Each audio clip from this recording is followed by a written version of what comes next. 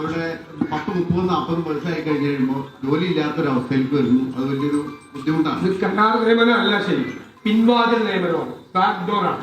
കരാർ നിയമനത്തിന് കുഴപ്പമില്ല, പക്ഷെ കരാർ നിയമനത്തിന് എംപ്ലോയ്മെന്റ് എക്സ്ചേഞ്ച് വേണം.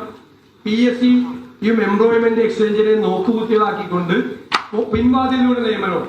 അവിടെ ആദ്യം അട്ടിമറിക്കപ്പെടുന്നത് കഴിവാണ് അട്ടിമറിക്കപ്പെടുന്നത്, രണ്ടാമത് അട്ടിമറിക്കപ്പെടുന്നത് സംവരണം.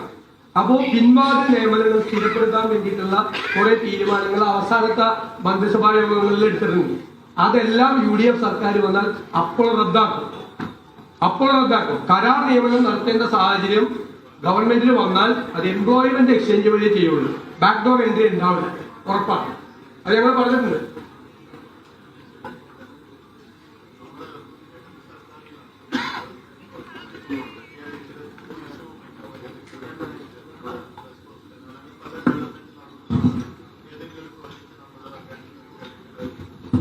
ഞങ്ങൾ സിൽവർ ലൈൻ ഒരു കാരണവശാലും നടപ്പാക്കില്ല. സിൽവർ ലൈനിന്റെ ഡീനോട്ടിഫിക്കേഷൻ UDF ഗവൺമെന്റ് വന്നാൽ ഉടനെ എന്താ ചെയ്യുന്നത്? ഇവര് ആ പദ്ധതി നടപ്പാക്കുന്നുമില്ല. ആ പദ്ധതിക്ക് വേണ്ടി സ്ഥലമെടുത്ത ആളുകൾ എത്ര വർഷമായി. ഒരു മകളുടെ കല്യാണത്തിന് അതൊന്നും പ്ലഡ് ചെയ്യാൻ പറ്റില്ല, ഒരു ബാങ്കിൽ മോർഗേജ് ചെയ്യാൻ പറ്റില്ല, വിൽക്കാൻ പറ്റില്ല.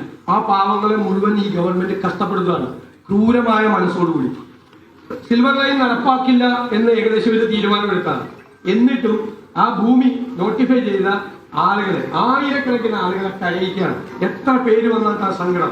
മകളുടെ കല്യാണം നടത്താൻ പറ്റുന്നില്ല, വീട് വെക്കാൻ പറ്റുന്നില്ല, വിൽക്കാൻ പറ്റുന്നില്ല, ഒരു ലോൺ പോലും എടുക്കാൻ പറ്റുന്നില്ല പാവങ്ങൾ. ഞങ്ങൾ വന്നാൽ ഉടൻ തന്നെ സിൽവർ ലൈനിന് വേണ്ടി ഏറ്റെടുത്ത ഭൂമി ഡീനോട്ടിഫൈ